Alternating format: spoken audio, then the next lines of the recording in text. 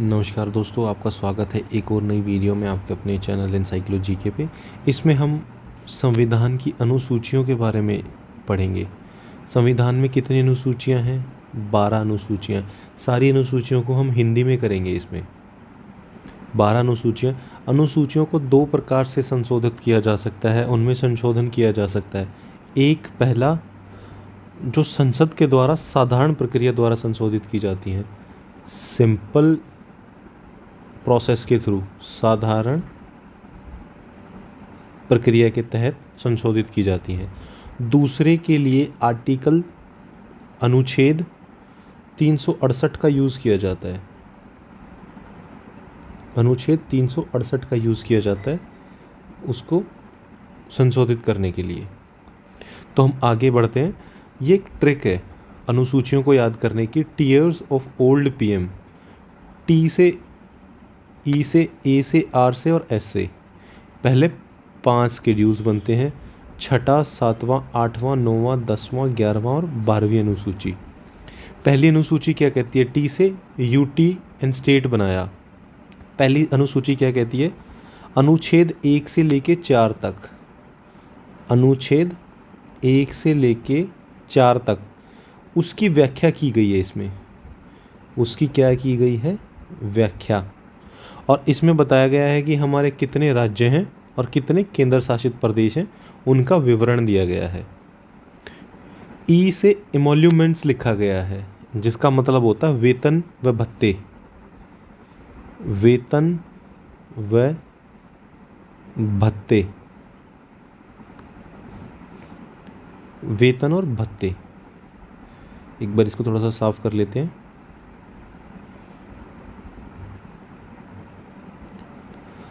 इसमें जो हमारे संवैधानिक पद होते हैं, जितने भी संवैधानिक पद हैं, जैसे कि राष्ट्रपति, राज्यपाल, लोकसभा के अध्यक्ष, उपाध्यक्ष, राज्यसभा के सभापति एवं उपसभापति, राज्य और विधानसभाओं के अध्यक्ष, उपाध्यक्ष, राज्य विधान परिषद के सभापति और उपसभापति, उच्च न्यायालय व उच्चतम न्यायालय, हमारे हाई कोर्ट और सुप्रीम कोर्ट के जितने भी न्यायाधीश हैं, जो जजेस हैं, नियंत्रक महालेखा परीक्षक, हमारे कैग हैं, उन सब के वेतन में भत्ते दिए गए हैं।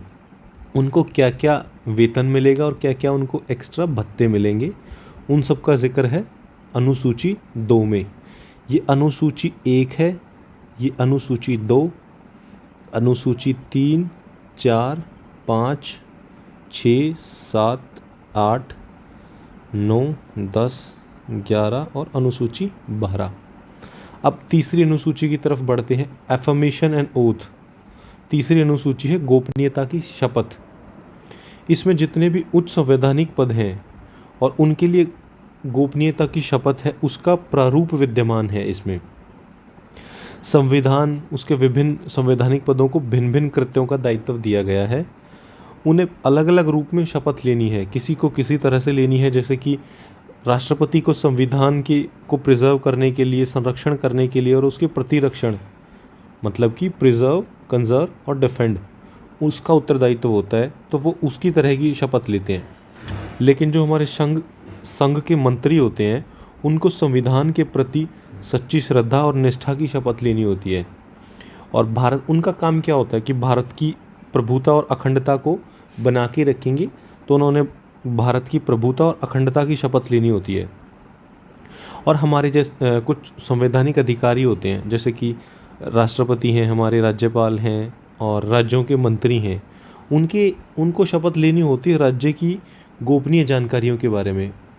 उनके पास जो स्टेट हैं, उनकी गोपनीय जानकारी होती हैं और उस गोपनीयता को बना के रखने की शपथ लेते हैं वो, तो उनको उस तरह की शपथ लेनी है।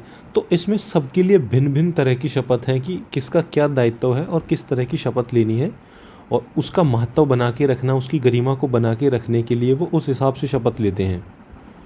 जो संविधान की एक वरीयता है, उसमें ना रैंक ऑफ प्रेसिडेंस है, क्रम सुसज्जित किए गए हैं कि यह राष्ट्रपति है, फिर उपराष्ट्रपति, राज्यपाल, उनके लिए शपथ का क्या प्रारूप है, वो सब उसमें शामिल होंगे। और उसका जो जिक्र है वो इसी अनुसूची में किया गया है, अनुसूची नंबर 3 में। चौथी अनुसूची की तरफ मूव करते हैं। चौथी अनुसूची में दिया गया है राज्यसभा। इसमें मेंशन है राज्यसभा में अलग अलग राज्यों के लिए सीटों का आवंटन, राज्यसभा की सीटों का आवंटन, उसको हम इसमें जानेंगे। अब हमारी 5वीं अनुसूची में शेड्यूल्ड एरिया, शेड्यूल्ड ट्राइब्स दिया गया है। 5वीं अनुसूची होती है हमारी अनुसूचित क्षेत्रों और अनुसूचित जातियों के प्रशासन व नियंत्रण से संबंधित उपबंध। इसमें हमारी अनुसूचित क्षेत्र व अनुसूचित जातियां, उनके ऊपर जो नियंत्रण है, प्रशासन है, उससे संबंधित सारी चीज़ों का ब्यौरा इसमें दिया गया है। अब हम छठी अनुसूची की तरफ बढ़ते हैं। हमारी छठी अनुसूची क्या है? Other scheduled areas. छठी अनुसूची में असम, मेघालय, मिज़ोरम और त्रिपुरा, उसके प्रशासन से संबंधित उपबंध दिए गए हैं। उसके प्रशासन से संबंधित बातें इसमें बताई गई हैं। असम को, मेघालय को, मिज़ोरम को और त्रिपुरा को अलग अलग लेवल पे इनको जो एक स्पेशल राज्य का दर्जा दिया गया है, इनके लिए स्पेशल प्रोविज़न है इन नॉर्थ ईस्ट के राज्यों के लिए। अब 7वीं अनुसूची की तरफ बढ़ते हैं अपनी। इसमें हमारी तीनों सूचियों का उल्लेख है। फेडरल स्ट्रक्चर, एफ से फेडरल स्ट्रक्चर बनाया इन्होंने। संघवादी, संघवादी स्ट्रक्चर। एक बार इसको साफ कर लेते हैं।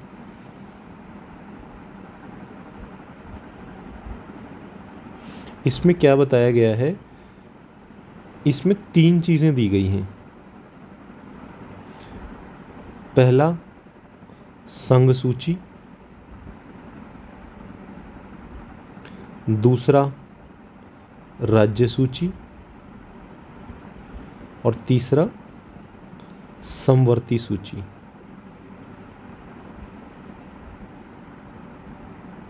समवर्ती सूची, इन तीनों सूचियों का जिक्र किया गया है हमारी 7वीं अनुसूची में। इसमें अलग अलग विषय हैं। जिस तरह जो संघ सूची के कुछ विषय हैं, रक्षा हो गया, सशस्त्र बल, केंद्रीय सूचना व अन्वेषण ब्यूरो है हमारा, रेल मार्ग है, वायु मार्ग है, राष्ट्रीय राजमार्ग व जल मार्ग हैं, मुद्रा, जनगणना, परमाणु ऊर्जा, विदेशों के साथ जो भी संबंध है, यूएनओ के साथ जो भी संबंध है, संयुक्त राष्ट्र संघ के साथ, और डाक, टेलीफोन, संचार के जितने भी माध्यम हैं वो सब संघीय सूची में आएंगे। राष्ट्रीय महत्व की कोई भी संस्था है वो भी संघ सूची में आएगी। और all India services, Akhil Bharatiya सेवाएं, वो भी संघ सूची का एक विषय है। लेकिन राज्य सूची के कुछ मुख्य विषय हैं जो वो क्या हैं? लोक व्यवस्था, सामान्य व रेल व्यवस्था, और हमारे सुप्रीम कोर्ट से अलग जो भी न्यायालय हैं, बाजार, मेले, लोक स्वास्थ्य, स्वच्छता, अस्पताल, स्थानीय शासन, कृषि, कृषि शिक्षा, अनुसंधान, वो सभी तरह के जो भी मामले हैं, विषय हैं, वो राज्य सूची में आएंगे। और तीसरी अनुसूची समवर्ती सूची। समवर्ती सूची में कौन से विषय आएंगे? उसमें आएंगे हमारे दंड विधि और वह दंड प्रक्रिया संहिता, आईपीसी, सीआरपीसी, उनका व्याख्यान होगा इसमें। हमारे उच्चतम न्यायालय के अलावा किसी भी न्यायालय का अवमान है वो इसमें आएगा। जनसंख्या नियंत्रण व परिवार नियोजन, वो समवर्ती सूची में आएगा। सिविल प्रक्रिया संहिता है जो, वो इसमें आएगी। पशुओं के प्रति क्रूरता है, वन है, वो सभी का उल्लेख हमारी समवर्ती सूची में मिलेगा आपको। अभी अनुसूची 8 है हमारी। अनुसूची 8वीं अनुसूची में क्या है? 8वीं अनुसूची में 22 भाषाओं का उल्लेख है।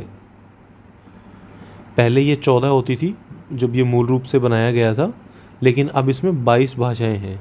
पहली है असमिया, बंगला, गुजराती, हिंदी, कन्नड़, कश्मीरी, कोंकणी, मलयालम, मणिपुरी, मराठी, नेपाली, उड़िया, पंजाबी, संस्कृत, सिंधी, तमिल, तेलुगु, उर्दू, बोडो, मैथिली, संथाली और डोगरी। इसमें मूल रूप से मैंने आपको बताया कि 14 भाषाएं थी। फिर इसमें 1967 में 1967 1967 में सिंधी को जोड़ा गया। सिंधी, पेन का कलर चेंज कर लेते हैं, कुछ अलग ही हो गया है ये। सिंधी को जोड़ा गया। 1992 में कोंकणी, मणिपुरी,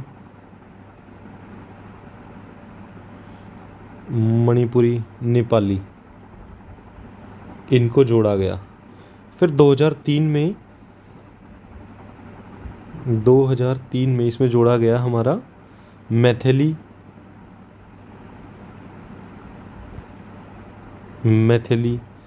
संथाली, डोगरी तो बोडो, डोगरी और बोडो को, इन भाषाओं को जोड़ा गया। और ये सबको जोड़ते हुए इन सबको 8वीं अनुसूची में शामिल कर लिया गया। अब हम अपनी 9वीं अनुसूची की तरफ मूव करते हैं। एल से दिया गया लैंड रिफॉर्म। लैंड का मतलब है जैसे हमारे भूमि सुधार, लैंड रिफॉर्म होता है भूमि सुधार। वीडियो को पॉज करके आप ये जितनी भी मैंने बताई हैं, जो भी भाषाएं तब जोड़ी गई थी, आप वो सब लिख सकते हैं अपना।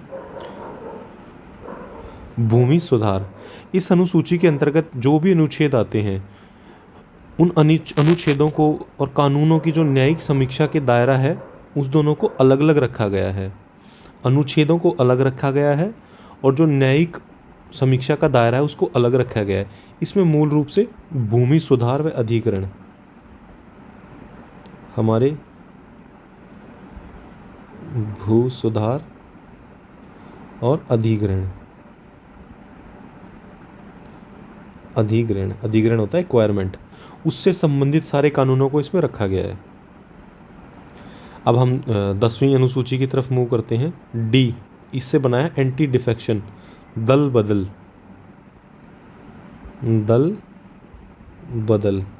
इसको ऐड करवाया था राजीव गांधी जी ने।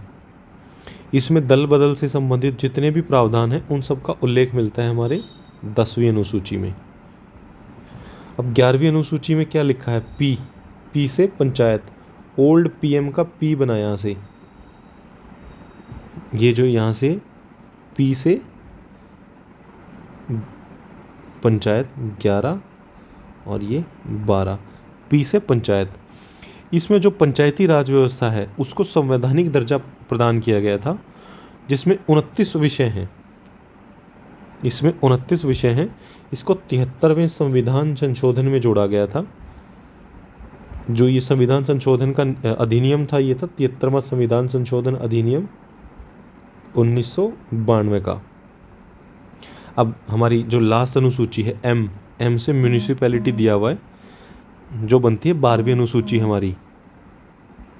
12वीं अनुसूची हमारी, इसमें जो शहरी क्षेत्र हैं उनकी स्थानीय स्वशासन संस्थाएं हैं, जो म्यूनिसिपैलिटीज़ बोलते हैं जिनको, उनका व्याख्यान है, उनका उल्लेख है। फिर से बताता हूँ मैं, जो शहरी क्षेत्र की स्थानीय स्वशासन संस्थाएं होती हैं उनको संवैधानिक दर्जा प्रदान किया गया है इसमें। जैसे कि पंचायती में 29 से इसमें 18 विषय हैं टोटल, और 74वां संविधान संशोधन किया गया 1992 का अधिनियम था। इसमें 29 विषय पंचायत में, इसमें 18 विषय। ये 73वां संविधान संशोधन, ये 74वां संविधान संशोधन 1992 के अधिनियम में दोनों, और इसको 12वीं अनुसूची के रूप में जोड़ दिया गया। तो फ्रेंड्स, इस वीडियो में आपके लिए इतना ही। अगली वीडियो और हम ट्रिक्स वाली वीडियो आपके लिए लेके आएंगे। अगर आपने चैनल को सब्सक्राइब नहीं किया है तो ये हमारा चैनल है एनसाइक्लो जीके, इसको सब्सक्राइब कर दीजिए। नमस्कार दोस्तों।